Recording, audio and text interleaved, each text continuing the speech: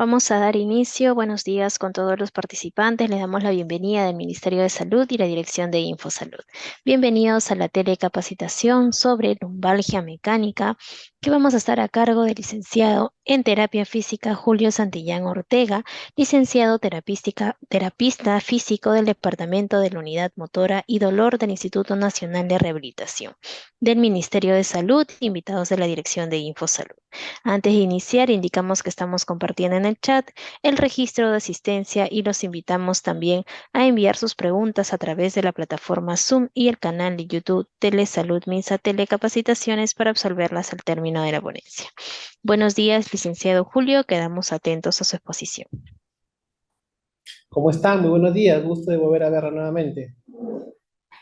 Muy bien, en esta oportunidad nosotros vamos a hablar sobre la disfunción musculoesquelética de segundo mayor incidencia que tenemos, que es la lumbalgia mecánica. La lumbalgia mecánica lo vamos a definir como un dolor, puede ser por la parte estructural, ya sea parte ósea muscular o por una postura en la parte central, comprendida exactamente entre la L1 y la L5. Entonces es la zona que abarca la parte lumbar y por ende es la zona que se define como una lumbalgia. Ahora, vamos a ver más adelante que hay muchos factores que pueden causar este dolor. Entonces, pueden estar, recordarnos siempre que la zona lumbar está sometida a esfuerzos, posturas compensatorias, golpes, uso incorrecto de la silla o del ambiente que uno utiliza para hacer una actividad. Este dolor se puede dar incluso cuando no se hace ninguna actividad, cuando está en reposo. ¿Y por qué? Por la sobrecarga de esfuerzos que tiene en el día, hace que produzca una distensión de las estructuras blandas y firmes que tiene la parte lumbar, que son los ligamentos, la fascia, el músculo, y va a conllevar a un dolor o una rectificación o una reajustación de la postura. El movimiento también se va a dar en esta forma. ¿Por qué? Porque al moverla en forma inadecuada la zona lumbar, por cargar un peso o simplemente levantar inadecuadamente un peso, hace que conlleva a una compensación. Entonces, ese es un factor por el cual nosotros debemos definir básicamente que estamos hablando de una lumbalgia de tipo mecánica o no mecánica. Recordar, si yo quiero hablar de la zona lumbar, tengo que recordar cómo está esa alteración producto de un sobreesfuerzo en este caso. Entonces debo recordar que las vértebras lumbares son unidades compuestas funcionales que va a soportar el peso corporal, el peso del miembro superior, el peso de cabeza, y está sometida bastante a lo que son tensiones, torsiones y compresiones de la actividad de día a día. El movimiento que se va a dar para que la actividad sea normal va a ser un conjunto hermoso del cuerpo, que va a haber alineamiento de las apófisis espinosas, de los ligamentos, de tal forma que conjuntamente hacen unas carillas articulares, un juego perfecto de la zona para poder desplazarnos, como toda la articulación del cuerpo humano. También vamos a ver que al alterar este orden que mencionaba anteriormente, va a causar acciones defectuosas. Entonces, un mal movimiento, un trastorno de una actividad que se hace, va a crear lo que nosotros decimos una compensación para realizar el movimiento. Entonces, el dolor que vamos a encontrar nosotros se va a dar más por la compensación que vamos a encontrar al realizar el movimiento. A nadie le duele la lumbar simplemente porque está sentado o está correctamente alineado. Le duele porque ha hecho un esfuerzo que ha conllevado a una compensación. Entonces, por ejemplo, ahí podemos observar la forma correcta de levantar un objeto del suelo. Cuando las personas no hacen esa actividad, ese ejercicio que vemos ahí, ya está haciendo una compensación de la actividad de día a día. Entonces, biografías establecen que cuando adecuadamente levanta un peso del suelo, la columna lumbar soporta 4 veces el peso corporal de la persona.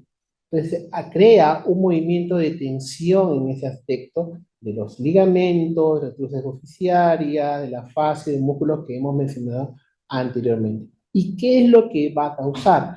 Va a causar una inestabilidad de la zona. Esa inestabilidad va producto de una mala posición segmentaria que hemos dicho anteriormente y va a conllevar a un dolor lumbar. Por ahora, de tipo mecánico. La flexión incorrecta al momento de hacer una actividad física hace que conlleve a una compensación mencionada. Entonces, yo tengo que diferenciar. Si mi paciente, y como siempre he dicho, la evaluación es fundamental en el tratamiento fisioterapéutico, debo identificar si estamos hablando de una lumbalgia mecánica, una lumbalgia no mecánica, un síndrome dorsolumbar o lumbosacro, que ha aumentado bastante los pacientes en este aspecto, un síndrome piramidal que ya me compromete la raíz del ciático, el nervio ciático, un síndrome facetario que ya me altera la articulación interpofisiaria que vamos a tener, o una lumbocetalgia, si ya estoy afectando o la raíz nerviosa o su recorrido de todo el nervio ciático a nivel del nivel inferior. Entonces, yo entiendo que una lumbalgia de tipo mecánica que ocupa casi el 97% de los casos que vemos nosotros, se realiza por una movilización exagerada o un movimiento que no está de acuerdo a la actividad física normal del músculo, de los ligamentos, de estructuras que tenemos que ver. Entonces, eso va a crear un dolor a la movilidad. Mejora el reposo y casi no existe cuando uno descansa. Las lumbalgias no mecánicas o tipo idiopáticas que no sabemos cuál es la razón, es un dolor que se va a dar tanto de día como de noche, no cede el reposo, puede alterar el sueño y va a tener un origen de tepa inflamatorio, infeccioso, tumoral o visceral. Entonces, esas disfunciones no mecánicas, incluso en el aspecto que digo visceral, yo tengo que identificar si mi paciente tiene una lumbalgia, un dolor razonable lumbar, específicamente porque estamos hablando de un problema articular muscular, musculoesquelético, o un problema orgánico. Si mi paciente tiene un problema orgánico, ya sea una infección urinaria, una gastritis, yo no puedo proceder con la fisioterapia porque primero tiene que ver el paciente la parte orgánica. Por más que le ponga los últimos agentes que puedo usar, las últimas maniobras manuales que puedo usar, el dolor va a existir porque no es de origen musculoesquelético, es de origen orgánico. Entonces, el paciente primero deberá pasar por su médico para dicha alteración. Entonces, nosotros debemos hacer una evaluación, un diagnóstico fisiológico diferencial para poder identificar si estoy hablando de una lumbalgia estructural o una lumbalgia orgánica. Cuando el dolor lumbar ya va más allá de la zona lumbar de L1 para arriba o va más abajo de L5, S1, ya estamos hablando de síndromes llamados dorsolumbares o lumbosacalgia. Cuando hablo de un dorsolumbar es cuando ya compromete la zona dorsal. Puede ser por una mala postura, puede ser por una sobrecarga de tipo mecánica, una sobrecarga de tipo emocional también, entonces ya me afecta la postura dorsal y lumbar. Y últimamente, como dije, estamos viendo factores lumbosálgicos. ¿Por qué? Porque ya hay factores que estamos viendo con el juego del paciente a nivel pélvico. Y eso se observa mucho más en las damas.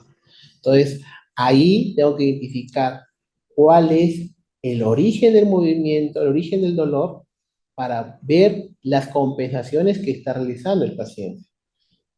Cuando hablamos de un síndrome de tipo piramidal, ya estoy hablando de una compresión que afecta al nervio ciático. Nervio, obviamente, nace de la L5, L4, S1. Entonces, ese juego que se da entre esos aspectos me va a conllevar a mí, primeramente, a un síndrome piramidal que no es necesariamente que se origine en la zona de origen, sino que se va a dar cuando el nervio ciático cruza el músculo llamado piramidal y comprime esa zona. ¿Ya? Más adelante voy a explicar un poco más cada uno de esos síndromes. El síndrome facetario es cuando el dolor no va a haber una reacción hacia la pierna, hacia los miembros, pero va a ser un dolor que se va a dar ciertas características y que se va a dar solamente a niveles de procesos interapofisiales, ¿ya?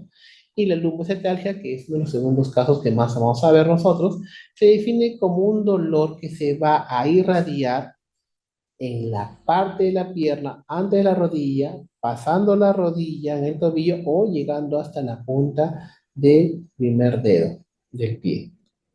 Entonces, vamos a ver más adelante cada uno de estos para identificar. Yo no puedo hablar de lumbalgia si no sé qué síndromes lumbares voy a encontrar. Yo tengo que descartar todos los síndromes que acabo de mencionar para poder enfatizar mi tratamiento adecuado. Entonces, para diferenciar, solamente para diferenciar, que no es parte de esta exposición, yo tengo lo que se llama el síndrome de compresión piramidal. Entonces, este dolor que se da generalmente en las damas es un dolor que se da en la zona lumbar y que se irradia hasta el glúteo.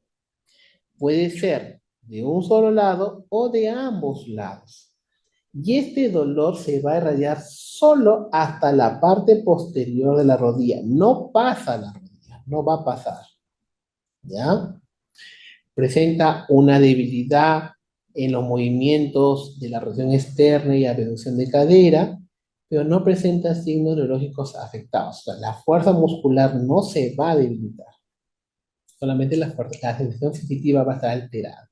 Puede tener una sensación de hormigueo, una sensación de quemazón, de ardor, que va a conllevarme si está comprimiendo tanto la parte motora como sensitiva del nervio. Como dije, es más frecuente en damas y sobre todo en damas en el proceso del embarazo. ¿Y por qué? Recordemos que el piramidal forma parte del complejo pélvico, del suelo pélvico. Nuevamente, en ese proceso, las damas usan el suelo pélvico como un amortiguador del bebé. Por eso son más comunes en ellas. Entonces, esto nos va a llevar a alteraciones de doblar la rodilla, en algunos casos hasta pararse. Va a depender más que todo del tipo de paciente que vamos a encontrar de acuerdo a la evaluación.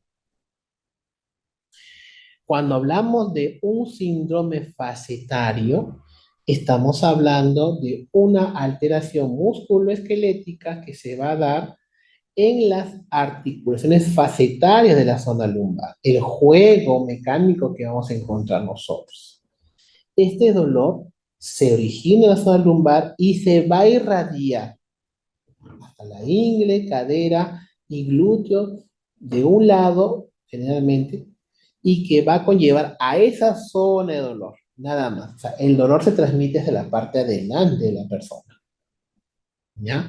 Hay rigidez, vamos a encontrar rigidez en los planos de movimiento, más que todo en los planos sagital y coronal, y vamos a encontrar también acá un dolor, como dije anteriormente, sin déficit neurológico, o sea, no va a haber una debilidad muscular, va a haber una rigidez diferente. Y esta facetario tiende a aumentar más el dolor cuando el paciente está mucho tiempo en bipedestación o está sentado en la mayor parte del tiempo. Entonces, descarté dos, voy por el último. ¿Cuál es el último? El más común, la lumbocetalgia. Pues la lumbocetalgia es cuando el dolor ya se presenta en la parte de la raíz de la salida de los nervios L4 y L5 según. Yo tengo que identificar más adelante qué raíz está afectada si se trata de ese aspecto, ¿no? Entonces es un dolor que puede ser de origen monoradicular o biradicular. Entonces en ambos lados puede dar. Entonces se da en esa zona por un estrechamiento del canal medular que puede comprimir tanto lo que viene a ser producto de una hernia o de una escoliosis, una alteración estructural que vamos a ver más adelante. También va a producir lo que se llama una parestesia, un adormecimiento de la zona que dije anteriormente que puede llegar en la parte de la pierna, en la parte hasta la parte del pie, primer dedo. Y yo debo hablar en ese aspecto de dos puntos importantes. Cuando el dolor se va a dar de la parte de la pierna, puede ser del muslo y la pierna del pie, y se da en sentido hacia la columna, yo estoy hablando de un dolor que se va a centralizar. Pero cuando un dolor se viene de la parte lumbar, de la parte de origen de las raíces, y se va hacia las partes mencionadas anteriormente, el muslo, la pierna o el pie, estoy hablando de un dolor que sea perifericizado, o sea, que sea irradiado. Por eso que el mensaje es un dolor irradiado. Dependiendo de esos dolores que vamos a encontrar, voy a ver. ¿Y cómo lo diferencio? Por la intensidad del dolor. Me duele el pie, pero disminuye. Cuando llega al muslo, me duele más. Entonces ya estoy diferenciando si se va de lo que viene a ser el pie hacia la lumbar o de la lumbar hacia el pie. Entonces, ¿por qué digo que yo debo identificar bien la raíz afectada? La raíz afectada me va a indicar la zona de tratamiento y si usamos algún agente electrofísico como una terapia combinada o un ultrasonido, voy a indicar la colocación del electrodo para un mejor bloqueo que vamos a encontrar. En algunos casos, yo dije bien claro que no hay un déficit motor, pero en algunos casos hay por debilidad una extensión de cuádriceps cuando hablamos de una lumbalgia de origen de L4. ¿Por qué? Porque el paciente tiene incapacidad para levantarse, dificultad para caminar en posición de cuclillas, ¿no? Hay disminución de los reflejos patelares. Cuando yo hablo de una lesión a nivel de L5, estamos hablando de un dolor que se va a dar de la parte de la pierna hasta el pie.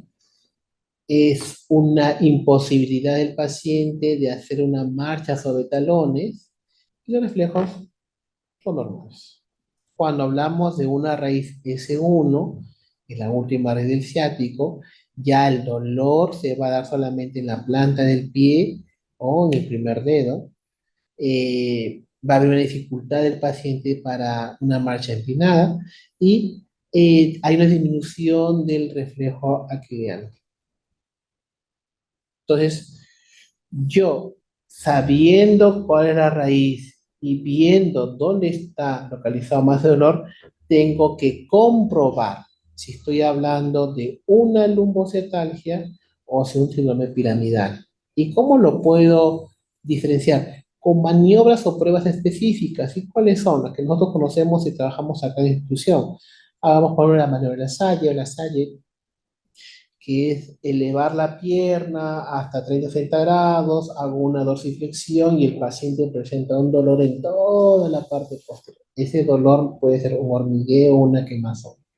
Entonces estoy detectando la zona que va a trabajar. Si abre la SAI, estoy hablando de una dorsiflexión, estamos hablando de un pie, entonces la raíz puede ser la L5 muy marcada. No me duele el pie, me duele simplemente cuando usted hace la flexión, manteniendo la posición, ya me duele el muslo. Estoy hablando de una L4. Para identificar bien la zona. Otra maniobra conocida es la maniobra de Neri, que consiste en flexionar la cabeza, flexionar el tronco y complementar en algunos casos hacer una flexión de cadera para que haya una irradiación, un estiramiento que se va a dar. La maniobra de Bragat, que es parecida a la maniobra de la Salle, simplemente que va a haber una dorsiflexión que va a aumentar, se va el dolor en esa zona que estamos trabajando. Y la maniobra de Valsalva, ¿por qué se va a dar? Porque algunos pacientes cuando vienen tienen simplemente tose o estornuda y siente una punzada en la parte de atrás. Tenemos que ver ese aspecto. Muy bien. Entonces, yo ya identifiqué que mi paciente no tiene nada de lo que hemos mencionado anteriormente y que mantiene su dolor en la zona de L1, L5. No hay radiación, no se irradia por toda la posterior, no se irradia por la parte anterior. Hay un dolor que vamos a encontrar solamente en la parte lumbar. Perfecto. Entonces, yo tengo que ver, relacionar cuáles son los tipos de dolores. Primero, voy a encontrar que ese dolor disminuye el reposo, pero aumenta la actividad. Entonces ya tengo que ver ese factor musculoesquelético. Ahora, yo tengo que ver Si esa alteración que yo estoy evaluando en la lumbalgia mecánica se da por una alteración estructural o por una sobrecarga funcional. Cuando hablamos nosotros de una alteración estructural, estoy hablando, por ejemplo, que ya hay estructuras óseas alteradas, que se puede dar en una escoliosis, en una espondiloartrosis, en una espondistesis. Entonces, ya hay una alteración estructural, hay distensión ligamentaria, hay debilidad muscular, entonces ya hablo de unas estructuras que están dañando. Pero cuando hablo de una sobrecarga funcional y postural, estoy hablando de la compensación que tiene el paciente para esa actividad. Por ejemplo, una sobrecarga de peso, está subido de peso el paciente y posiblemente puede llevar a un dolor lumbar. Hay una compensación en el trabajo. Por ejemplo, cuando uno se sienta en su computadora, la computadora no está a su nivel, sino está abajo, entonces hay una compensación para trabajar. Y el tiempo prolongado va a llevar también a una alteración. Entonces yo tengo que ver cuál de las dos está más afectada en ese aspecto. Entonces, ¿cuáles son las causas que voy a encontrar? Generalmente no hay una causa específica, solamente se dice que es por el uso excesivo de una actividad repetitiva y mal ejecutada. Puede ser por un traumatismo, un golpe, una lesión, incluso una fractura que se pueda dar en la nivel vertebral, o simplemente por el paso de los años, cuando ya tengo una artrosis vertebral. El hecho de hacer un sobreesfuerzo en una actividad me conlleva una alteración postural, un producto de un dolor. Yo no puedo hacer las actividades que hacía hace 20 años porque mi estructura no está hace 20 años. Mi estructura está actualmente más de 20 años en lo que estoy trabajando. Entonces, generalmente cuando hacemos una actividad, nuestra articulación se desgasta más que nuestra edad cronológica. Yo podré tener 40 años, pero por la actividad que yo hago, mi columna lumbar ya tiene 45 y ahí va a aumentar más de acuerdo a la actividad que yo hago. Entonces va a llevar a una alteración marcada en ese aspecto. ¿Cuáles son otros factores que tenemos que tener en cuenta? Desgarros musculares, ligamentarios, por una sobrecarga cargamos más peso, por eso dice que las personas que trabajan cargando peso deben usar una faja lumbosacra para estabilizar mucho mejor la columna en ese aspecto. Factor de obesidad. Esos pacientes que tienen ya una alteración estructural o tienen un desgaste articular por el paso de los años deben tener un peso adecuado, disminuido para hacer una debilidad muscular. Por la misma actividad que ya hacemos rutinariamente, ya prácticamente no hacemos ningún deporte, entonces no tenemos un proceso de estiramiento normal, un proceso de fortalecimiento. Y nosotros, en nuestro caso, enfatizamos mucho más lo que viene a ser la estabilidad y la fuerza de la zona lumbar que nosotros conocemos como el core, ¿ya? Y problemas articulares que mencioné anteriormente como si fuera la espondistesis o simplemente una escoliosis. Entonces, yo puedo identificar una lumbalgia mecánica por el tiempo que se da. Si yo el tiempo, el dolor aparece en forma intensa, brusca, que se da por un sobreesfuerzo y que deja al paciente en un bloqueo postural, o sea, no se puede mover, estoy hablando de lumbalgia mecánica de tipo aguda. Entonces el tratamiento que vamos a enfocar va a ser diferente. Si yo hablo de un dolor que tiene más de 6 semanas, en algunos casos más de un mes, hay una rigidez matutina, hay limitación de los movimientos que estamos hablando, y hay una debilidad muscular por el paso del mes que está viendo, estamos hablando de una lumbalgia de tipo crónica. Ahora, viviendo un poco más, enfatizando un poco más la parte de fisioterapia, yo tengo que ver la identificación de la lumbalgia por su disfunción. Entonces, nosotros vemos disfunciones, ¿Qué es lo que causa la lumbalgia? La lumbalgia causa una postura antálgica, obviamente una debilidad muscular, que lleva a una alteración estructural y que lleva a una compensación. Entonces yo tengo que ver si la disfunción tiene ese aspecto. Y aquí llamamos disfunción nosotros. Se define como el estado mecánico alterado por el aumento o disminución de un movimiento que se ha alterado. Entonces, vamos a ver una disfunción. Mi paciente debe caminar normal, pero yo veo que mi paciente camina agachado con dolor. Es una disfunción. Ahora, mi disfunción, tengo que ver si la lumbalgia va a predominar el dolor o la rigidez, que generalmente tiene una relación con lo que viene a ser el agudo y el crónico. Entonces, una lumbalgia por dolor es un dolor aumentado fácilmente, que se aumenta, o sea, hago una postura y aumenta realmente mucho más rápido el dolor. Es difuso, que se expande por la zona, es de alta intensidad y que ocasiona incapacidad severa y altamente irritable. Características similares a una lumbalgia de tipo aguda. Cuando yo hablo de lumbalgia con predominio por rigidez, estoy hablando de un dolor que se produce por un movimiento repetitivo, inadecuado. El dolor es intermitente, se localiza en una zona determinada, hay una baja intensidad y una baja intensidad. ¿Qué me dice eso? Que yo tengo el dolor, pero sin embargo hago mis actividades normales ya con el dolor establecido. Entonces estoy hablando de una lumbalgia por rigidez. Generalmente la mayoría de pacientes tiene el segundo tipo de dolor. Entonces, como siempre he dicho, lo primero que yo debo hacer antes de iniciar un tratamiento terapéutico es una evaluación. Si yo no hago una evaluación correcta, yo no puedo hacer un tratamiento adecuado. Entonces yo tengo que evaluar terapéuticamente, fisiológicamente hablando, ver la simetría que está en la zona lumbar, si está un lado más acortado, si incluso el paciente, la lumbalgia tiene por una dismetría de miembros. Entonces, el paciente tiene una dismetría de miembros, un centímetro, centímetro y medio que puede tener un paciente con respecto de un miembro inferior con el otro, eso me causa una claudicación. Entonces, por más tratamiento que yo le dé, si no evalúo primero la dismetría, no voy a hacer nada. Ese paciente es candidato para lo que viene a ser una plantilla con alfa. Para nivelar, tratar de emparejar la simetría y evitar las compensaciones que está dejando ese medio centímetro, centímetro o centímetro y medio de diferencia. ¿Ya? La posición antálgica que voy a llevar. La posición antálgica es la postura que el paciente adopta como compensación. Si yo me siento en esta posición y me duele, entonces no, mejor me siento así. Es una postura antálgica. Una postura que me lleva a una compensación del dolor.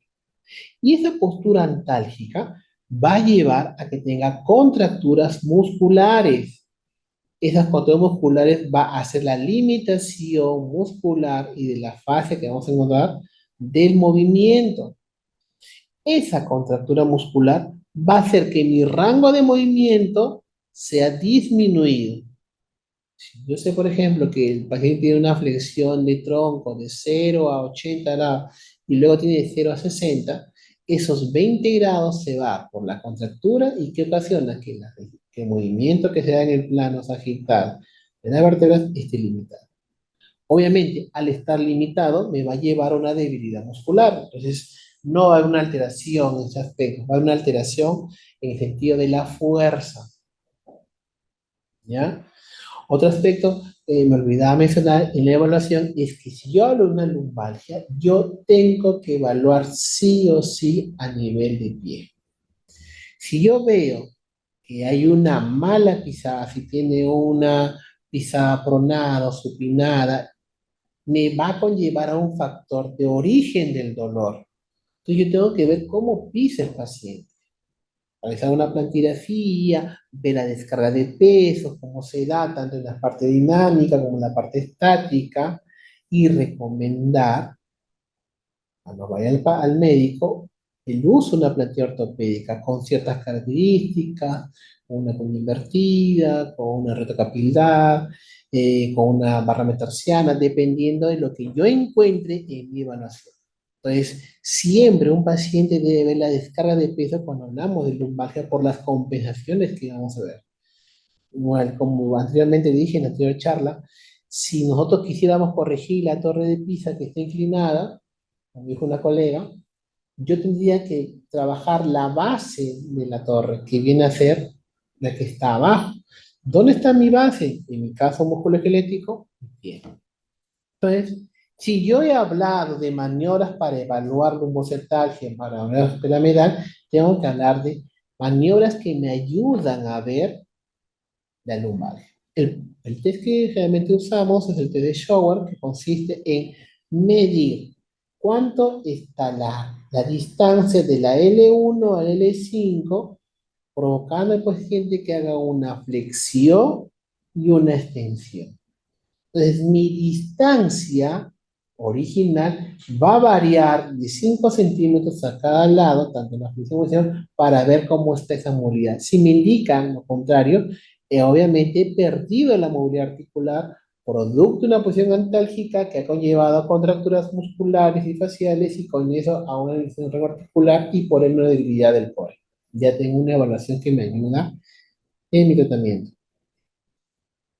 Otros test que puedo continuar, el test del 1 y 2, que consiste simplemente en levantarse, la facilidad que tiene el paciente para levantarse de como está en el cúbito supino boca arriba, a se han sentado con las rodillas dobladas, para ver esa posición y si tiene la facilidad de volver. Veo cómo está, ¿qué veo? La movilidad de la estructura, cómo se realiza. Puedo ver la movilidad de los ligamentos, cómo se está, hay restricción, hay dolor, la fascia, cómo está retraída, no está retraída, el músculo, si está bien o no. Entonces, esas maniobras me ayudan a mí para ver si voy a enfocar mi tratamiento a un nivel musculoesquelético, a un nivel muscular, a un nivel facial o a un nivel estructural. Entonces, la gente que puedo usar complementar el tratamiento va a variar. La maniobra de Bayer es simplemente para ver cómo está la tensión horizontal del paciente en el pines de la posición del core. Muy bien. Entonces, ya habiendo hecho mis evaluaciones y habiendo sido mis maniobras comprobatorias de la lumbalgia, yo tengo que pasar a mi plan de tratamiento y mis objetivos. Entonces, la finalidad de mi tratamiento es recuperar la funcionalidad del paciente.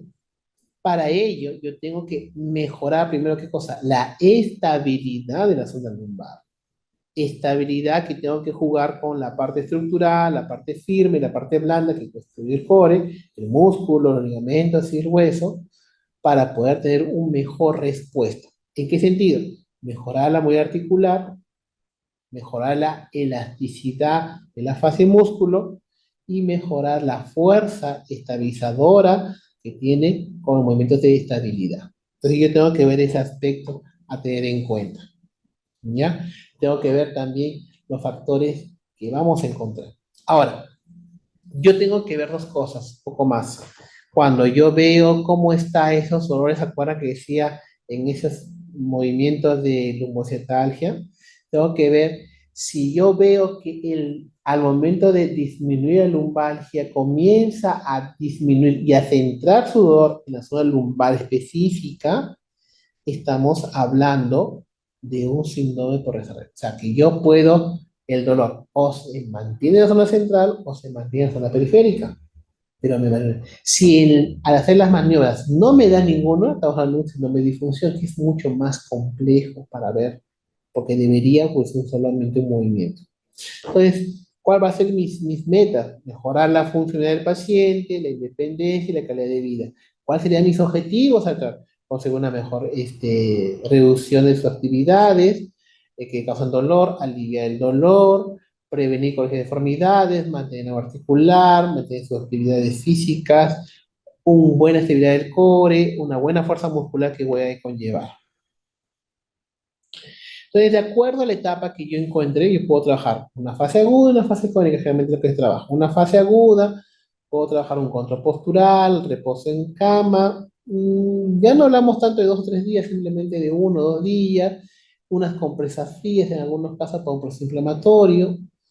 Cuando hablamos en una etapa crónica, ya hay varios pasos que vamos a continuar así. El primer paso va a ser reducir y eliminar el dolor, contracturas.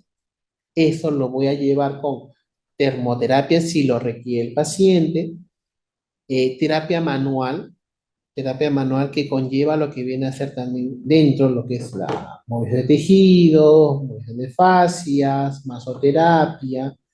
Entonces, esa es terapia manual. Tracción mecánica, dependiendo si hay una compresión de las caries articulares vertebrales, hidroterapia si quiero el efecto mecánico de usar la turbina, electroterapia en puntos gatillos, de acuerdo a lo que yo he encontrado, puedo usar una corriente de interferencial, una corriente de alto voltaje, o un TENS, depende del caso del paciente, hacer todo lo que son estiramientos musculares para que la fisioterapia para mejorar todo ese aspecto. De acuerdo a ese aspecto, yo ya tengo que hacer mi segunda fase, que viene a ser la estabilización y prevención. Oye, voy a articular, ¿de qué articulaciones? Lumbar, cadera, pierna, cintura pélvica, pie. Puedo usar técnicas específicas como pilates, puedo usar técnicas de pilates modificados, antes mencionada, uso de cadenas musculares para el fortalecimiento adecuado del core y buscar ese aspecto. Ahora, en lo que son la estabilidad, yo tengo tres aspectos fundamentales. Yo tengo que ver la primera fase, que es la fase cognitiva, o sea, identificar al paciente que sienta la estabilidad lumbar. ¿Y cómo la gente? Con sus respiraciones. Me pido al paciente que tome aire, que meta la barriga y trabajo el recto anterior y los multífidos que vamos a encontrar para darle una mayor estabilidad al núcleo abdominal o al core que estamos hablando. En la fase 2 yo combino la estabilidad con la fuerza para una contracción muscular y poder manejar mucho mejor lo que viene a ser el aspecto del paciente. Y en la fase 3 que es una fase que ya el paciente ya tiene sus actividades funcionales, hace actividades normales, se le incluye todo lo que son ejercicios y podemos trabajar tranquilamente en casa. La flexibilidad, la flexibilidad obviamente tengo que recuperarla. Esa flexibilidad consta de dos partes: la movilidad articular y la elasticidad de partes blandas, músculo y fascia. De acuerdo a esos dos conjuntos, yo puedo mejorar lo que viene a ser la flexibilidad adecuadamente. El fortalecimiento, si dije que tengo que evaluar el core y ver la fuerza estabilizadora, tengo que mejorar esos cores. Ahora, no pretendamos que la musculatura de un varón sea igual que una dama. En la dama, yo tengo que enfatizar el recto anterior, el transverso, no, perdón, yo debo hacer el transverso, los oblicuos y por último el recto anterior. En el caso de los varones sí puedo hacer primero transverso, recto anterior y oblicuos. ¿Por qué? Porque el recto anterior en las damas va a llevar más adelante a los que son prolaxos vaginales. Entonces yo tengo que tener mucho cuidado con la línea alba que las damas algunas tienen. Debo enfatizar más la parte oblicua, oblicuo mayor, oblicuo menor, y el transverso como estabilizadores del core. En el varón sí puedo usar la parte del recto anterior, una mejor fuerza. Puedo requerir en ese aspecto todo lo que son usos de pelota, ayudas mecanas, el buzón, todo lo que me ayuda a mí para mejorar la elasticidad. Ejercicios de estiramiento que podemos ver ahí balanceadamente, de la pierna, extensiones por 10 minutos. Eso va a depender bastante del tipo de paciente que yo he evaluado. No todo ejercicio que yo veo en este momento o que puedo encontrar en las redes sociales me va a conllevar o me va a ayudar a mí. Al contrario, algunos te pueden perjudicar. Entonces, en ese aspecto, lo que estamos trabajando acá es simplemente disociaciones, fuerza muscular y elasticidad que puede ver en cada uno, ¿no? Movimientos que me van a conllevar a mejorar cada uno de esos aspectos, pero busco, de acuerdo al tipo de paciente que yo estoy viendo, ese aspecto fundamental. Un ejemplo acá, que tome aire, que lleve las rodillas al pecho, como ejercicio de William, y luego baje y que bote el aire, es un ejemplo. ¿No? O que se ponga en posición de 4 puntos como estén ahí, que tome aire, que haga una curvatura metiendo lo que viene a ser el abdomen, trabajando el transverso y elongando toda la parte posterior. Esos aspectos debemos tener en cuenta. Y sobre todo, ya para terminar, ver lo que viene a ser la prevención. Un paciente que prevé su dolor es un paciente educado musculoesqueléticamente hablando. Yo debo educar a mi paciente que no reincida nuevamente en ese aspecto. ¿Y cómo lo hago? Simplemente que siempre cuide cómo va a levantarse, que tenga cuidado de usar los tipos de zapatos que usan. Las damas, en ese aspecto, son muy propensas más a lumbalgia. ¿Por qué? Porque usan zapatos tacos. Un taco 3, un taco 5 aceptable. saco 7, 9, 12, ya demasiado, entonces va a conllevar unas posturas compensatorias inadecuadas, aparte que hace todo lo que viene a ser miembro inferior. Entonces, esas ayudas, el uso del pie, cómo está descargando el pie, uso o no de plantillas, cuando usamos eso, cuando ustedes fíjense en sus zapatos y gastan un lado más que otro. Si gastan un lado más, creo que significa que están descargando mucho peso. Entonces necesitan un apoyo ortético, una plantilla para mejorar su desarrollo. Entonces, la prevención es fundamental, fundamental en ese aspecto que tenemos que tomar en cuenta. Bueno, con eso yo concluyo la exposición. Eh, Espero que les haya abierto un poco más los conceptos, ayudado a muchas personas y sobre todo que cuidemos nuestra columna lumbar. Gracias. Bien, muchas gracias, licenciado Julio, por su excelente exposición. Agradecemos también a todos los participantes. A continuación, los invitamos a que puedan ir realizando sus preguntas a través del chat. Bien, licenciado, nos consultan por acá, ¿cuáles son las complicaciones de la lumbalgia? Mire, cuando hablamos de una lumbalgia, generalmente lo que puede estar comprometido más o complicarse más es el patrón de marcha del paciente. Por la compensación que va a hacer por el dolor, va a llevar a una alteración en su patrón de marcha. Ese es uno. Otra compensación que yo voy a tener en cuenta son las posturas que va a adecuar el paciente para evitar lo que viene a ser una postura correcta. Entonces, generalmente lo que va a haber, el problema va a ser la compensación que vamos a tener en cuenta. ¿En qué sentido?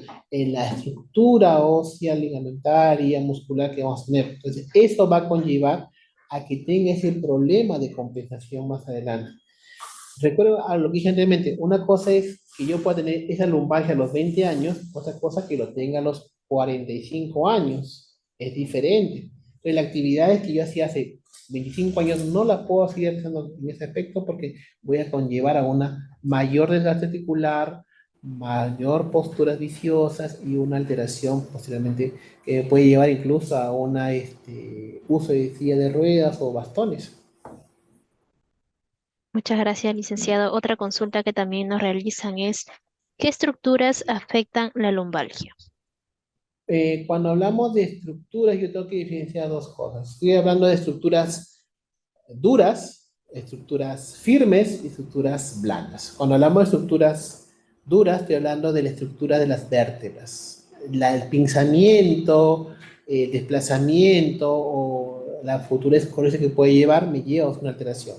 Cuando yo hablo de firme, estoy hablando de alteraciones que pueden ser, por ejemplo, distensiones ligamentarias, inestabilidades que pueden causar la zona lumbar. Y cuando hablo de puntos musculares, estoy hablando de acortamientos, contracturas y debilidad muscular. Bien, agradecemos a los participantes por las preguntas realizadas. Muchas gracias, licenciado Julio. ¿Tendría alguna recomendación final para nuestros participantes? Sí, sí, yo sí podría decirles que simplemente investiguemos un poco más. Hay mucha biografía en el aspecto y evaluemos bien al paciente. Tenemos la capacidad de hacer una evaluación correcta, una evaluación terapéutica, aquellos mis colegas, para poder ver las causas determinadas y poder trabajar mucho con los pacientes. Una buena evaluación lleva a un buen tratamiento y por ende a una sonrisa del paciente. Bien, muchas gracias, licenciado Julio Santillán, que nos ha acompañado el día de hoy. Él es terapista físico de Departamento de Unidad Motora y Dolor del Instituto Nacional de Rehabilitación. Ha sido un gusto tenerlo con nosotros y esperamos que nos pueda volver a acompañar en una siguiente oportunidad.